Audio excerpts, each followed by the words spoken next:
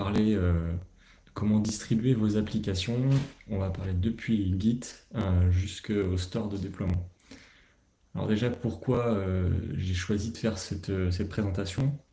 C'est que je me suis rendu compte que on avait... Enfin voilà, j'ai fait plein de projets mobiles depuis quelques années maintenant, et je me suis rendu compte que aucune équipe n'avait la même façon de gérer son arbre Git, et du coup, par conséquent, sa manière de déployer.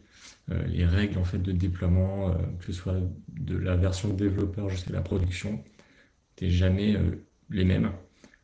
Et il y avait toujours des soucis à droite à gauche. Donc j'ai décidé de faire une présentation qui est une proposition de Mobile Release Management scalable. Donc le speaker, c'est Vincent Guin, c'est moi-même. Je suis développeur mobile, plutôt orienté Android et cross-platform, donc avec plutôt côté React Native et Flutter notamment.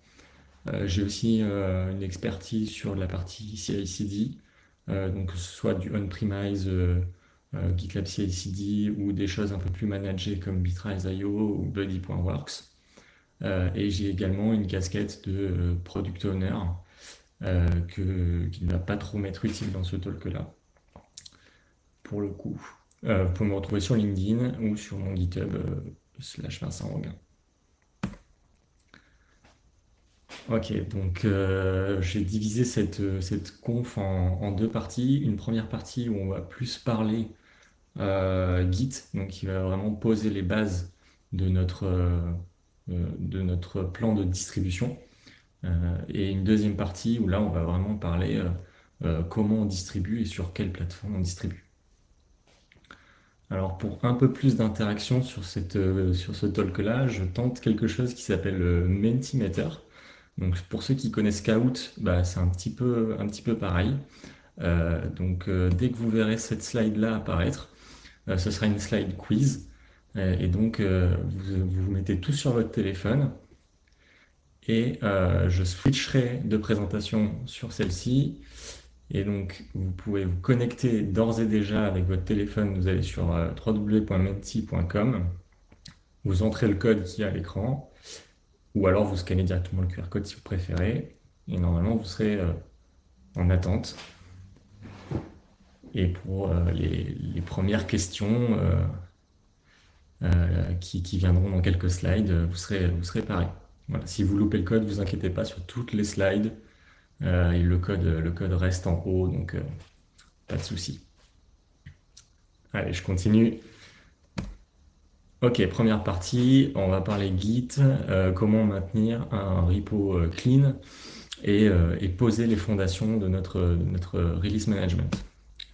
Donc, tout d'abord, je vais vous parler de Semver. Pour avoir, en fait, Semver va nous permettre d'avoir une version consistante dans le temps et toujours à jour.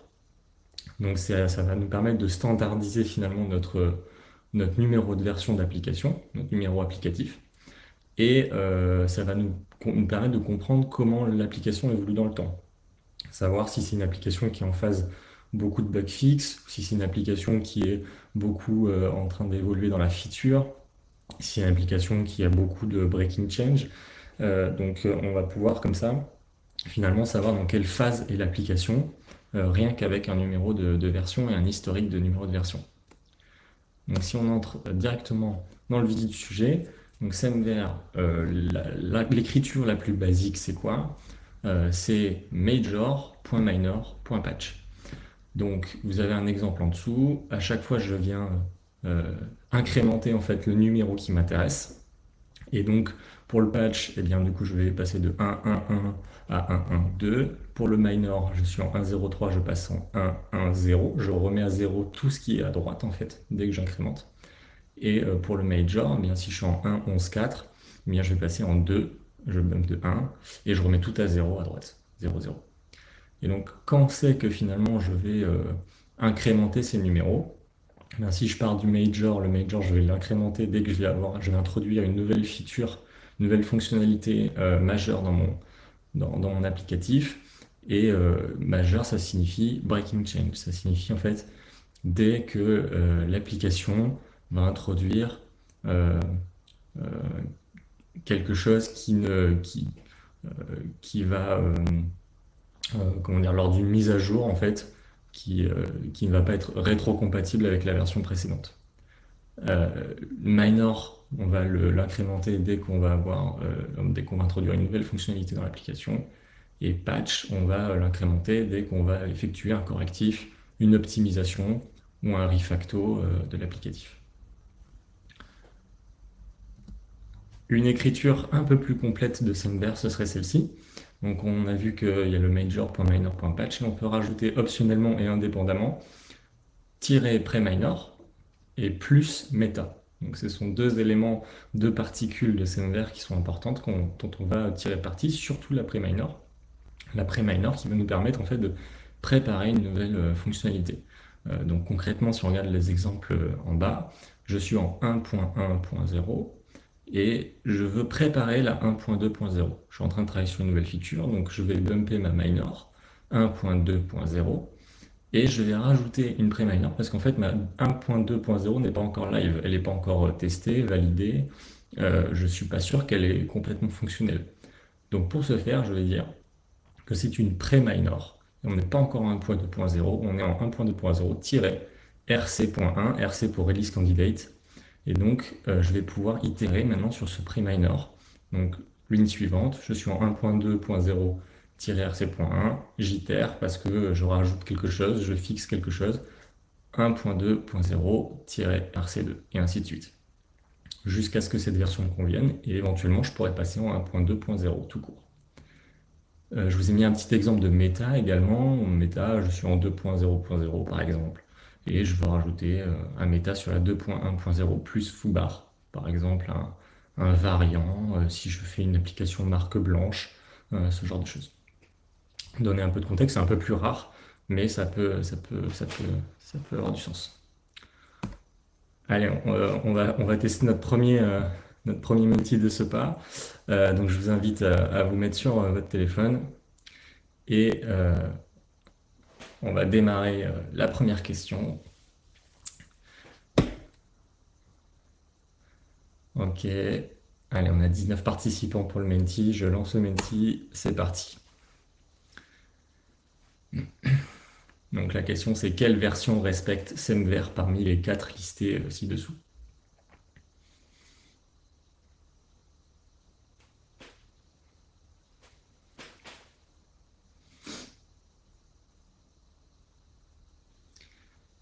Donc pour info, il y a un leaderboard qui apparaîtra, mais bien sûr le leaderboard c'est à la fin de la présentation. Donc on aura les résultats à la fin de la presse. Ok, donc la réponse c'était la réponse 3, c'était la 2.4.1. Donc il y a eu une réponse sur le premier, effectivement le point 03, on ne met pas de digit 0. Voilà, on met directement le nombre. Et la dernière question, on ne met pas de V devant Semver. Allez, je continue avec la partie commit. Donc avec une convention conventional commit, peut-être que certains d'entre vous connaissent déjà. Donc ça va être une manière de committer qui va nous permettre de communiquer plus efficacement entre tous les développeurs de l'équipe. Ça va nous permettre en fait de comprendre assez rapidement, comme c'est standardisé, le contenu et les impacts du commit. Et surtout, ce que j'aime bien, c'est que ça nous force à nous demander, nous en tant que développeurs, quel est l'objectif de notre commit et quels sont ses impacts. Et donc, quand je vais committer, je vais me rendre compte en me forçant à trouver la bonne sémantique du commit. Ça va me forcer à me dire, ah mais peut-être que j'embarque trop de choses. Ah mais ça en fait, je peux pas le stage parce que derrière, ça n'a pas de sens de mettre ce message. Et donc c'est difficile de trouver un message très générique. Donc forcément, on va faire des plus petits commits, plus ciblés, et bien réfléchir à finalement la phrase de son commit, c'est important pour la suite. Donc je vais vous lire la petite définition très light tirée de conventionalcommits.org qui dit qu'est-ce que c'est conventional commit. The conventional commit specification is a lightweight convention on top of commit messages. It provides an easy set of rules for creating an explicit commit history and it dovetails with Semver. Et ça c'est important, cette dernière phrase. ça s'interconnecte plus ou moins avec Semver, et on va voir pourquoi. Donc, un conventional commit, ça s'écrit comme tel.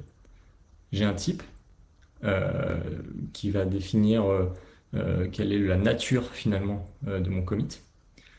Éventuellement un scope entre parenthèses, mais qui est optionnel, pour savoir sur quoi j'agis dans mon code, dans mon projet. Deux points, une description qui est mandatory, obligatoire. Éventuellement un body, comme dans tous les commits, qui lui est libre si on veut mettre plus de verbosité. Et éventuellement, si j'introduis un breaking change, eh bien de mettre en footer du commit breaking change, deux points, la description plus verbeuse du breaking change. Donc on voit qu'il y a deux choses requises dans notre conventional commit. Il y a le type et la description. Donc le type, c'est la nature, comme je disais, du commit. Et on a des mots-clés, finalement, qui sont prédéfinis pour nous. On va avoir fit pour feature, c'est-à-dire dès que je fais une fonctionnalité.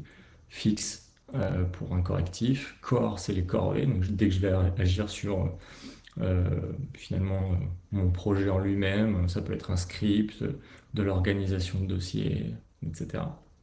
De l'init de repo. Docs pour la documentation, refactor, ça c'est assez clair, test, CI. Voilà. Et donc il y en a d'autres, vous pouvez aller voir sur conventioncommits.org. Ils sont à peu près tous listés. Et là on voit, je vous ai mis major, minor patch. On voit en quoi ça repose sur Semver. Et bien finalement, dès que je vais avoir un fit, eh bien ça va être soit de la minor, soit de la minor, de la major, soit de la minor. Dès que je vais avoir un fix ou autre chose, un refactor, un test, un optimize, un core, eh bien ça va être un patch. On va voir, pour le même mot-clé fit, on peut avoir du major ou du minor. En fait, c'est tout simplement est-ce que ma fonctionnalité implique un breaking change. Donc si j'ai un footer breaking change, ça veut dire que forcément j'ai un bump de ma major. Si j'ai pas de breaking change, eh bien c'est de la minor. Concernant la description, ça doit être une phrase assez courte et qui commence toujours à la forme infinitive avec un verbe. Donc ça commence toujours avec un verbe. Si je veux utiliser le verbe configure, ben je vais dire configure et pas configured ou la forme ing configuring. Je garde toujours la forme infinitive du verbe. Quelques exemples, donc du plus simple au plus complet. Premier exemple, je développe une fit sur le scope analytics et je commence avec le verbe track when users sign out. Un fixe sur la localisation, correct typo in FR local. Ok, quelque chose d'un peu plus complet avec un body en dessous sur le commit de CI. Et à droite, on voit que mon fit, il introduit un breaking change. Et on peut le voir de deux façons. Déjà, comme je vous ai dit, on a le footer breaking change en majuscule, donc ça nous donne un indice. Mais si on ne lit que le titre, on voit qu'il y a un point d'exclamation. Et ça, c'est un raccourci pour dire ben, attention, il y a un breaking change. Donc, juste en lisant le titre, on sait que cette feature est breaking changeante et on peut aller voir plus bas dans le body et dans le footer pourquoi il y a un breaking change. Allez, on passe sur notre deuxième question Menti, à vos portables. Question 2.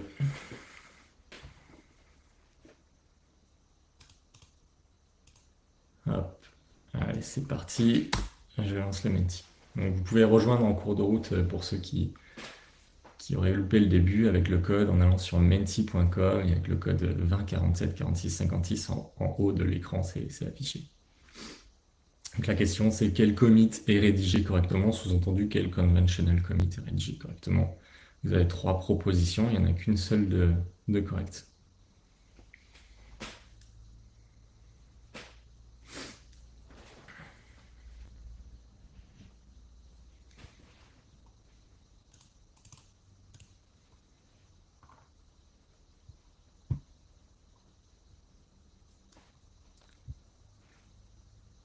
Ok, donc la bonne réponse c'était core, Gradle upgrade to Gradle 7.0. Le deuxième, lang fit, en fait, il y a le scope et le type qui ont été inversés. C'est ça l'erreur. Donc le fit devrait être au début et le lang entre parenthèses. Et le deuxième, c'est la nature du verbe. Là, j'ai utilisé un verbe changed au participe passé, alors qu'il faut toujours utiliser la forme infinitive. Donc un bon commit, ça aurait été change back en image et pas changed back en image. Ok. Dernière section de cette première partie, on va parler de trunk-based.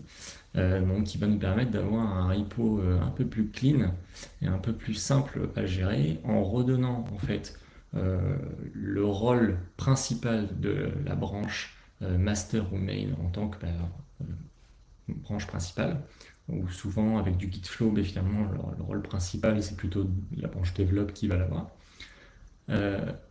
On va du coup réduire pas mal le nombre de branches par rapport à d'autres architectures comme Gitflow qu'on peut avoir.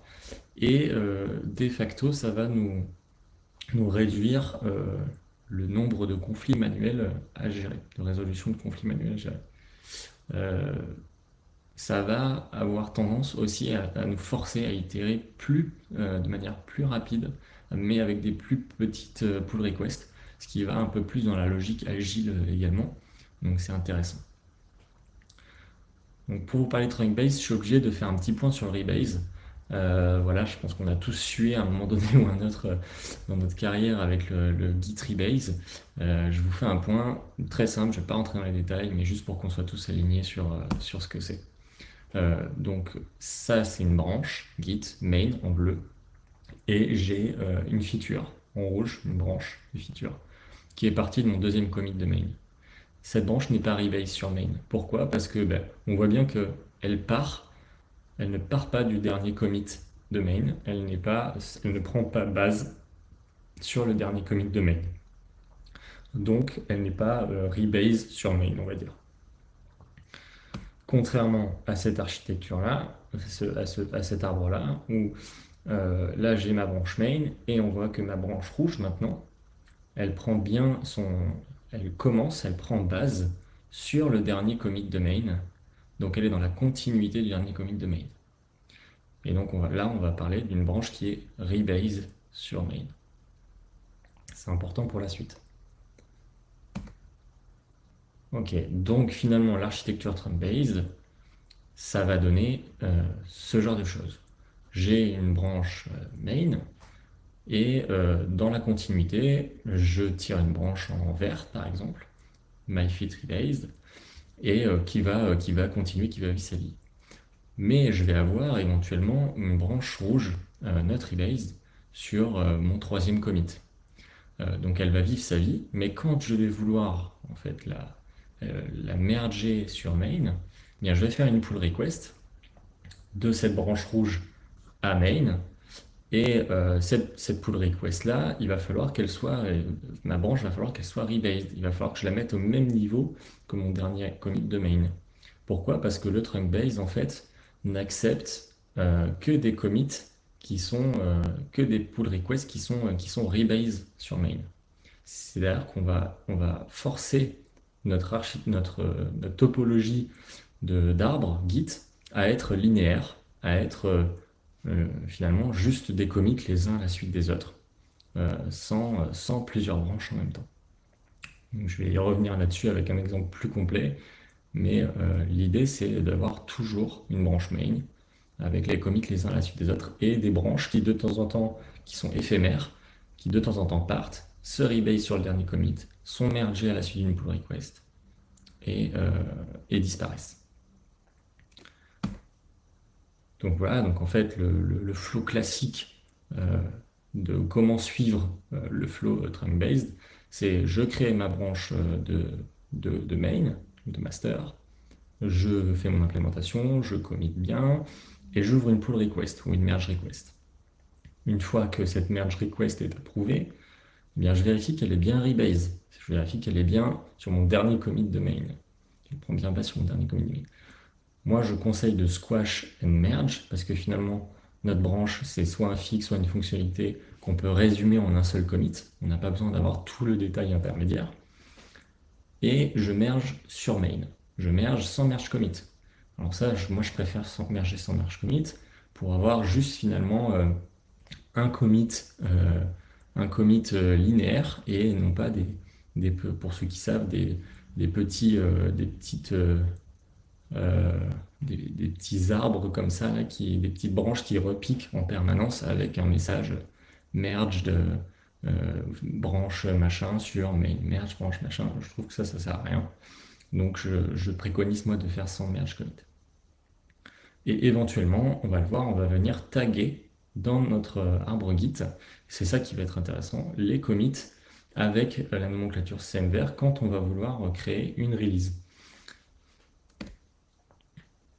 Et donc, par exemple, une structure d'un projet Git avec cette méthode, ça pourrait donner ça. Donc j'ai ma branche main en bleu, premier commit, deuxième commit. Les développeurs développent une feature, très bien, et ensuite ils vont venir taguer, ils vont venir définir le tag semver 1.0.0-dev1. Et donc ce dev1 va déclencher plus tard dans notre CI une release destinée aux développeurs. Très bien, ils testent cette release, ils l'acceptent. Ils disent c'est bon, ça me convient. Ben, ils vont créer une release candidate. Release candidate, donc ils vont recréer un tag sur le même commit, puisqu'on peut créer plusieurs tags sur le même commit, qui va être 1.0.0 RC1. Peut-être cette release candidate va être destinée à la QA, au product owner, aux stakeholders du projet. Ils testent, ok, ça leur va, les développeurs taguent avec 1.0.0, on a notre première version de production. Ça déclenche une distribution, mais on le verra plus tard, d'une version de production 1.0.0. Ok, on continue, deuxième commit, feature, je passe en 1.1.0, je bump ma minor. Les développeurs se font une version pour leurs besoins de test, donc avec le pré-minor dev.1, ils testent, ça marche pas, il y a un problème. Deuxième commit qui résout, ils se refont une version -dev.2, ok, ça marche. Donc là, ben, je déploie une release pour ma release candidate, donc 1.1.0-rc.1. Ma QA test, ça marche pas, ça bloque au niveau de la QA. Ils ont détecté un problème, une régression, etc. Très bien, mais je fais un autre commit sur main, je teste, je tag avec une release dev.3 pour que toujours mes développeurs vérifient qu'ils ont réglé le souci. Ça repasse en release candidate, mais en rc.2 maintenant. Ça marche, ça passe. Et du coup, je tag en 1.1.0, j'ai ma version de production 1.1.0. Et ainsi de suite. Maintenant, j'ai un problème. On m'a remonté un bug sur le Play Store, par exemple, et c'est sur la version 1.0.0. Bon, ben je tire une branche, comme j'ai tagué mon commit 1.0.0, je suis capable de check out sur mon commit 1.0.0 et je tire une branche de ce commit-là. J'en fais une branche version slash 1.0.x parce qu'il n'y a que le patch finalement qui va changer dans cette branche. Et donc là, je vais faire mes commits. Et de la même manière, ben, je vais taguer. Les développeurs font un commit de fixe 1.0.1, je bump le patch, et -dev.1 pour créer une version pour les développeurs. Ça leur convient, ça leur convient pas, il y a un problème, il y a toujours eh bien, je refais un commit fixe, et là sur le deuxième commit, je me crée une version 2 de dev, avec dev.2, ensuite la version de RC pour la QA, et ensuite, une fois que tout est validé, eh bien, je vais faire mon tag 1.0.1, qui est mon vrai patch en fait de production. Et celui-là, je vais le déployer jusqu'à la prod.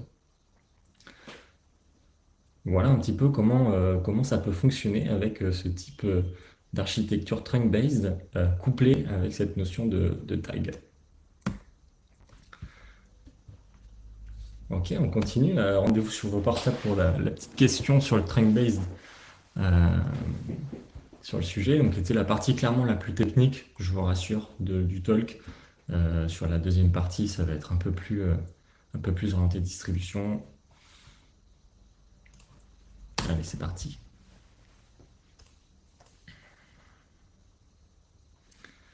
Donc la question c'est Gitflow et Trunk-based sont deux méthodes de versionning qui peuvent être utilisées sur le même repository. C'est un vrai ou faux?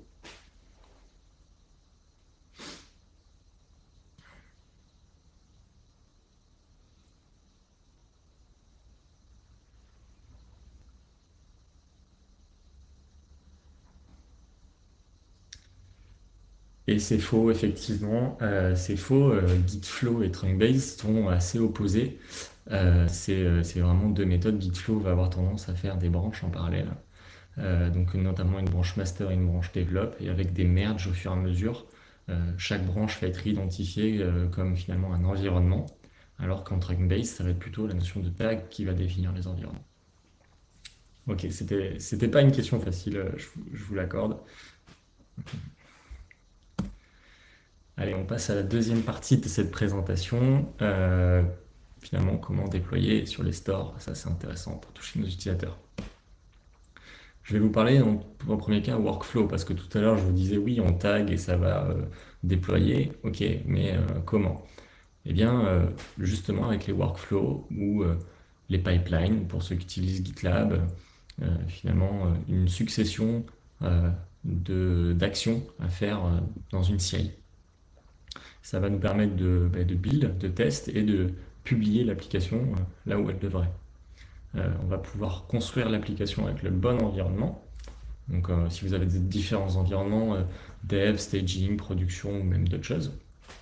Et on va tirer parti finalement euh, des, des push ou des pull requests ou des tags, des règles de CI pour pouvoir finalement déclencher notre workflow. Donc le premier workflow qui est hyper important, finalement à chaque fois que je vais faire une pull request, je veux que ma pull request soit valide et qu'il n'y ait pas de régression. Donc je veux à chaque fois qu'il y a un push sur ma pull request, un commit, je veux déclencher un workflow qui, construit l'application en mode debug. En mode debug, pourquoi? Parce qu'elle n'est pas destinée à être distribuée aux utilisateurs. Donc on peut la build en debug, ça suffit. Ça va vérifier que finalement l'application, il n'y a pas d'erreur de compilation. Et deux, je vais run les tests unitaires et je vais run les tests instrumentés s'il y en a. Et donc une fois que j'ai vérifié que mon application se construit bien et que les tests sont passés, je peux considérer que ma pull request, elle est non régressive. Deuxième workflow qui est important, finalement, à chaque fois que je vais pousser un tag sur mon repository, je vais créer une release. Donc à chaque fois qu'il y a un tag qui est poussé de la forme semver, major.minor.patch, optionnellement pre-minor, optionnellement plus meta, vous avez la regex que j'ai mis juste en dessous, que vous pouvez paramétrer soit dans vos roles GitLab CI/CD ou sur des CI/CD managés, ils embarquent déjà la fonctionnalité à plus haut niveau. Donc c'est ce genre de regex là. Je vais déclencher le workflow. Si vous n'êtes pas dev, bien sûr, demandez à un dev de vous la faire. Il s'en fera une joie. Donc vous allez déclencher un workflow quand je retrouve ce genre de tag qui met à jour le version name de l'application, ça c'est important, et le code ou build number côté iOS de l'application. Ensuite, construit une version de release parce que là, on peut vraiment créer une release, donc ça va être distribué à des utilisateurs, donc je me mets dans le variant release. Signer le bundle, parce qu'on distribue sur des devices réels, donc il faut que mon application soit signée.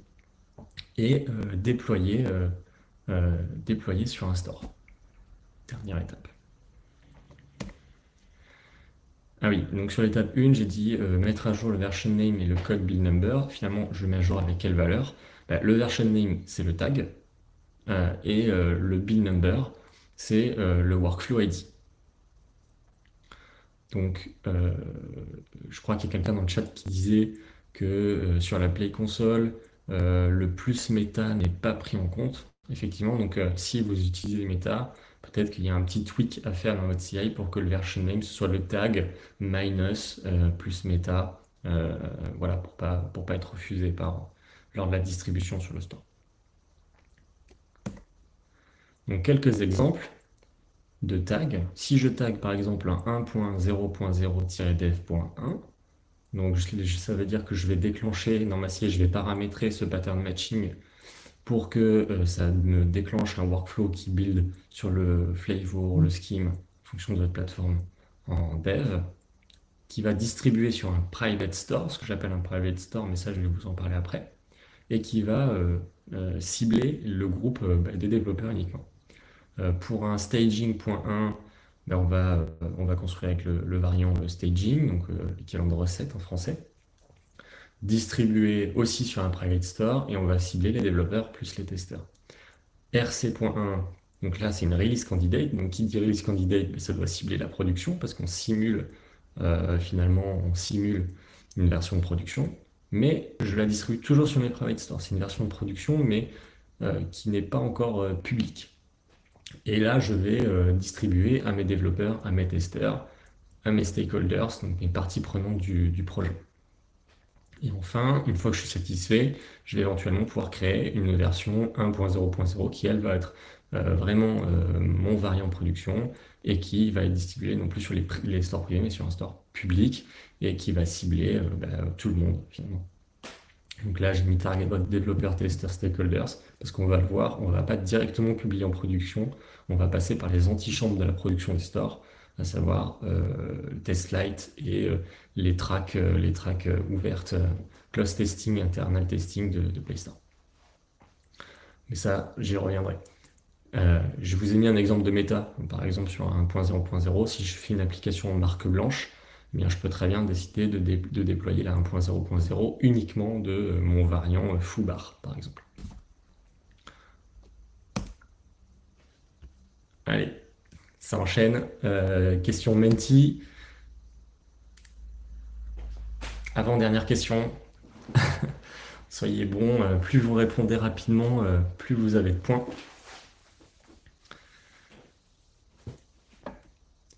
Allez, je vais lancer le countdown. C'est parti. On a 16 participants sur ce Menti. Donc la question, c'est une release complétée, une release est construite puis distribuée. Complétez cette phrase, il y a 3 propositions.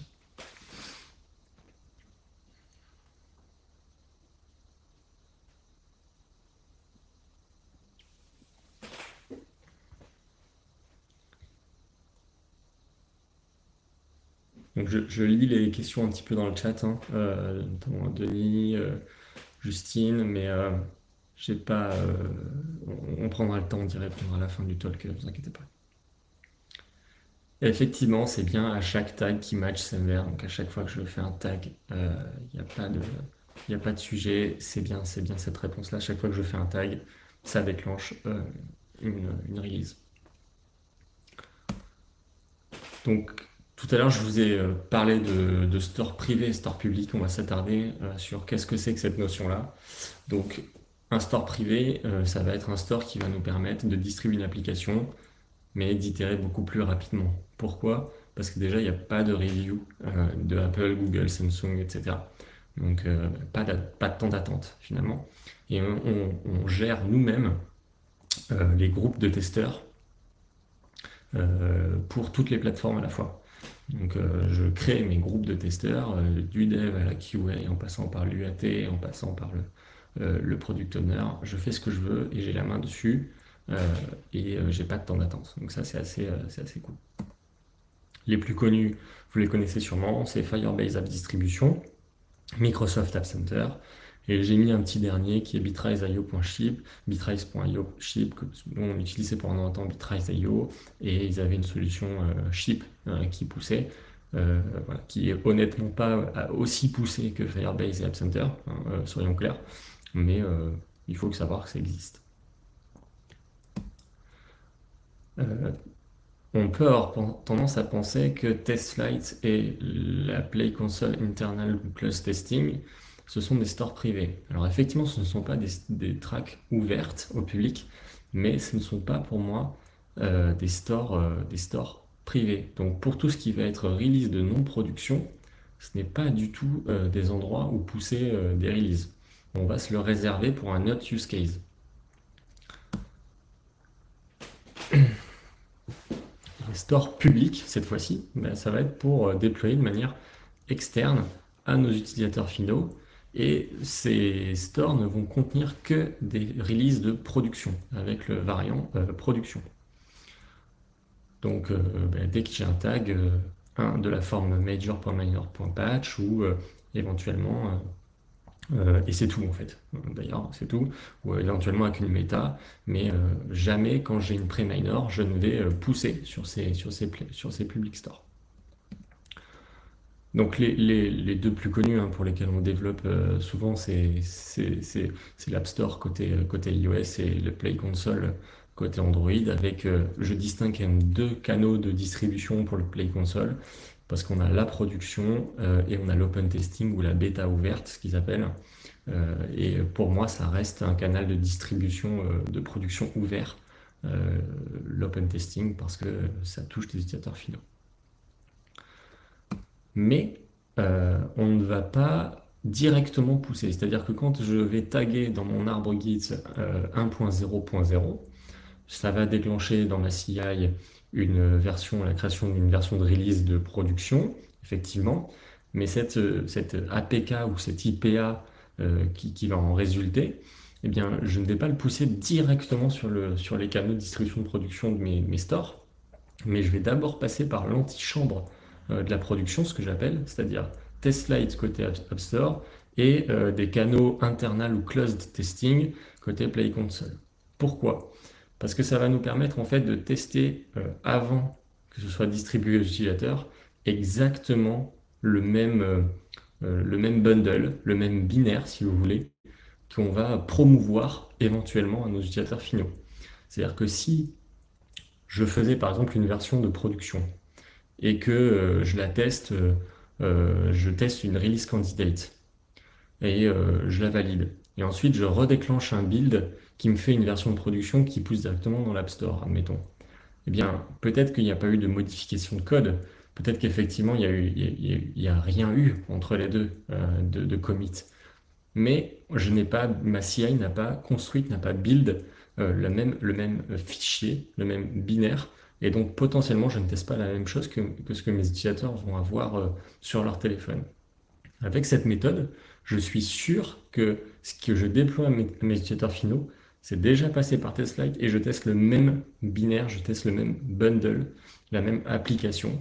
Et une fois que je la valide, mais je vais faire une logique de promotion vers mon canal de production. Donc c'est important de ne pas pousser directement dans des canaux de production et de passer par cette antichambre-là qui va être un garde-fou notre production. Et on arrive à la dernière question de ce menti. Donc c'est là où tout va se jouer.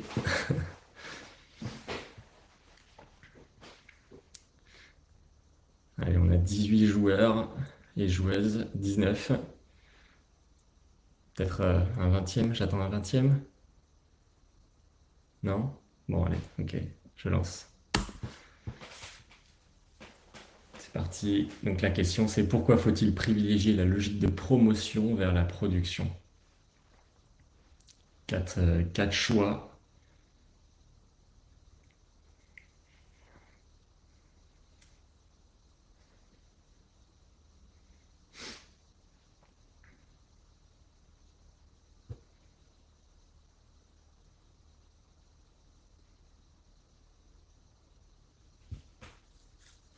Allez, plus que 5 secondes.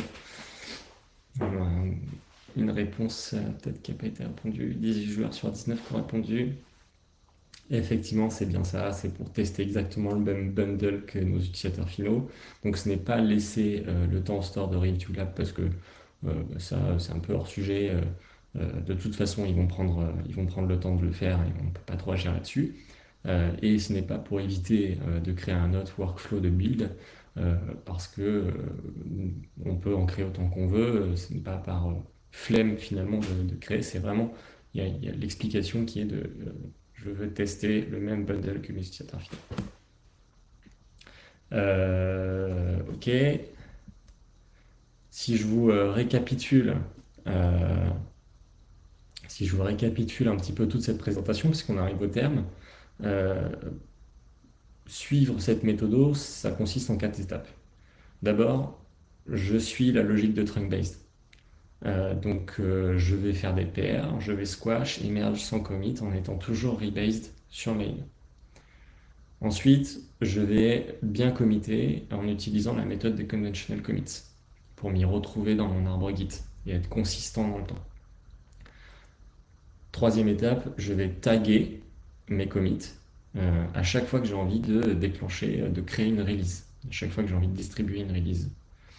Et je vais le faire en suivant Semver, qui va me permettre de suivre l'évolution de mon application et de distribuer sur le bon environnement. Et enfin, dernière étape, si je veux distribuer une release à mes utilisateurs finaux, eh bien, je vais utiliser une logique de promotion vers la production et non pas une logique de push direct.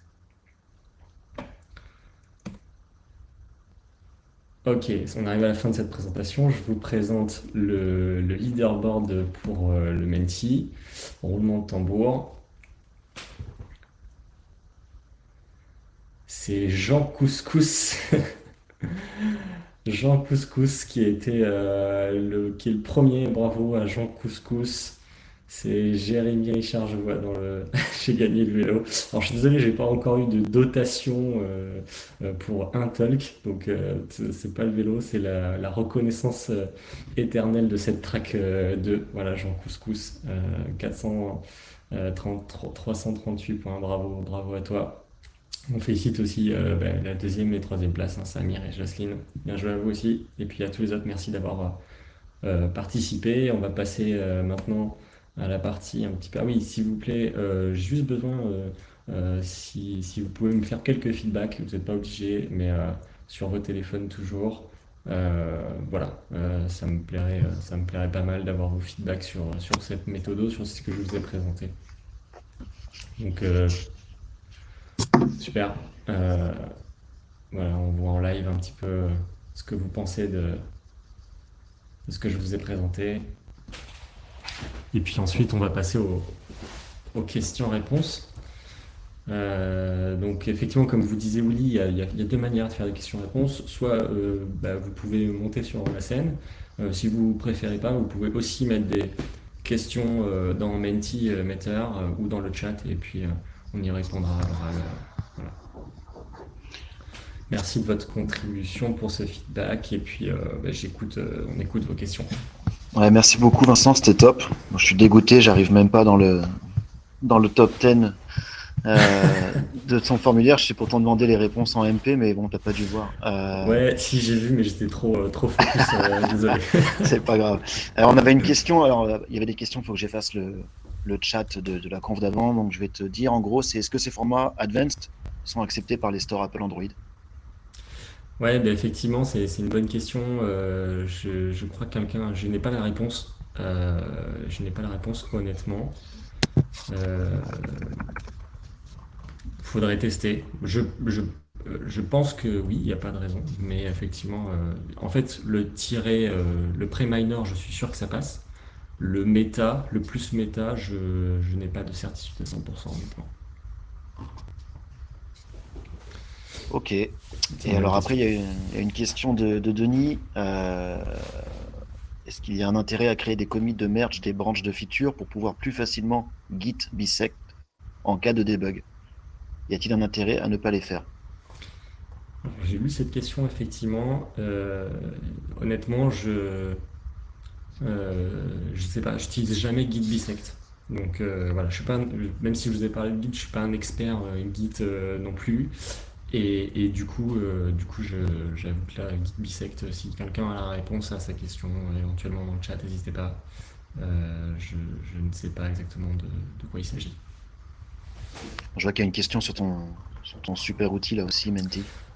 Ouais, est-ce que les solutions de store privé que tu as présentées sont également compatibles avec les téléphones Huawei n'utilisant plus Android? Donc, les Huawei n'utilisent plus Android Google, il me semble. Mais je crois, hein, parce que je développe rarement sur Huawei, mais je crois qu'ils reposent quand même sur AOSP, Android Open Source Project. Donc je pense que oui, je pense que ça marche, puisque derrière, en finalité, on va déployer un APK. D'ailleurs, ils se battent dessus, mais n'utilisent plus APK. D'accord, Guillaume Roux qui me dit ça. D'accord, bon, effectivement, alors du coup, du coup, j'ai pas forcément de réponse précise là-dessus. En tout cas, ce que je peux dire, c'est que déjà, Firebase App Center, ce ne sont pas des applications que vous pouvez trouver sur le store déjà public. Il faut l'installer de manière privée en téléchargeant un APK. Voilà. Donc, peut-être faudrait lire la documentation de chaque plateforme, voir s'ils supportent Huawei ou pas. Oui, App Center ne supporte pas la AB, effectivement. C'est une bonne remarque, il ne supporte que la partie APK. Firebase le fait parce que comme c'est Google derrière, on peut faire une intégration avec le Play Store. Auquel cas, derrière, il se base sur le Play Store pour construire un AAB sur Android. Mais l'App Center, Microsoft App Center ne le fait pas encore. Ok, il y a des réponses là un peu sur justement les versions, les contrôles de version sur les déploiements sur les stores. Effectivement, Android, c'est une string, hein, donc il n'y a pas trop de contrôle comme bien souvent. Sur Apple, ils sont un peu plus spec. Donc j'ai mis le lien vers la spec justement sur le naming des versions, mais je pense que ça respecte un peu ce que tu as présenté.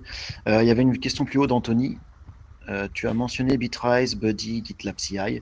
Lequel tu préfères utiliser pour une app publiée sur iOS et Android? Alors,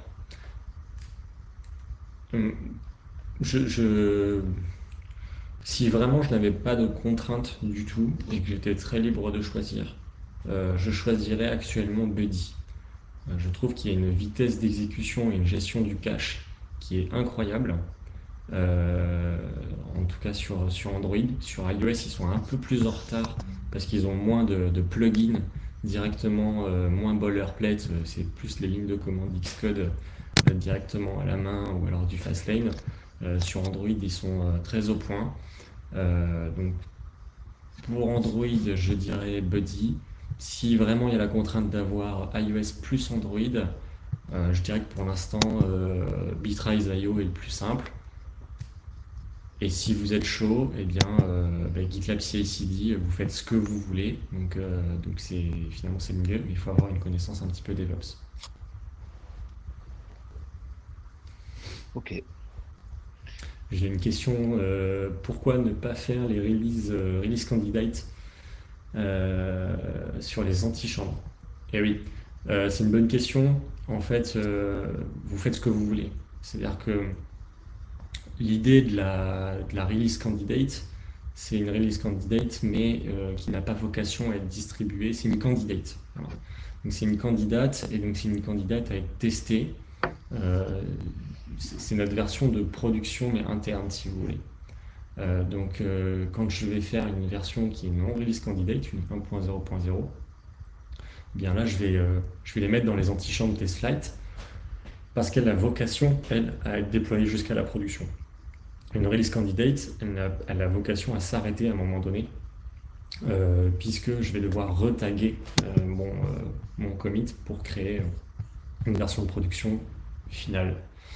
Donc effectivement, si vous avez une petite équipe où vous définissez un flow de développement avec moins d'étapes, eh bien vous pouvez très bien faire sauter par exemple la version release candidate et directement déployer une version de production et faire de votre test slide ou votre clause de internal testing votre release candidate finalement. Et c'est pour ça que c'est assez scalable ces histoires de pre-minor, parce que finalement c'est scalable à autant d'environnements que vous voulez en fonction de la nomenclature que vous décidez, -dev, -staging, -rc. Vous pouvez en ajouter ou en supprimer autant que vous voulez en fonction de votre flow d'équipe et de vos contraintes. J'espère que ça a répondu à ta question. Et une autre question encore. Qu'est-ce qui t'a poussé à utiliser la méthode Streambase versus Gitflow? Euh, alors, parce que je trouve ça beaucoup plus élégant. Et quand je me suis euh, perdu dans les méandres de merge Gitflow où j'avais des branches, pas plus tard qu'hier, j'ai aidé des collègues sur un projet où ils avaient une branche dev, une branche release qui était leur recette et une branche master. Et, euh, et voilà, ils avaient un problème, il fallait faire des merges dans tous les sens pour résoudre. Leur arbre Git, c'était plein de branches qui repiquaient les unes sur les autres, etc. Et même si quand c'est bien géré Gitflow, ça peut être propre, ça reste toujours des boilerplates de merge sur des merges en cascade. Et je me disais, c'est pas possible, c'est trop, euh, c'est trop compliqué, c'est trop long, c'est pas assez clair en fait. Quand j'ouvre l'arbre de Git, moi j'ai envie de savoir comment l'application elle évolue et, et comment, enfin voilà, être beaucoup plus que ce soit un peu plus straightforward en fait, la lecture d'un arbre Git, et je trouvais que Gitflow n'apportait pas ça. J'ai fait un projet back-end à un moment donné qui utilisait Trunk-based, et c'est vrai que je suis un peu tombé amoureux de cette méthode-là, et donc je l'ai adapté pour que ça marche sur du mobile en fait. Ok, parfait. Bon, je pense qu'on a fait le tour. Toujours pareil, Vincent est disponible derrière Oui, sur les différents salons. N'hésitez pas à échanger avec lui si besoin. Euh, Merci beaucoup, Vincent. C'était vraiment top.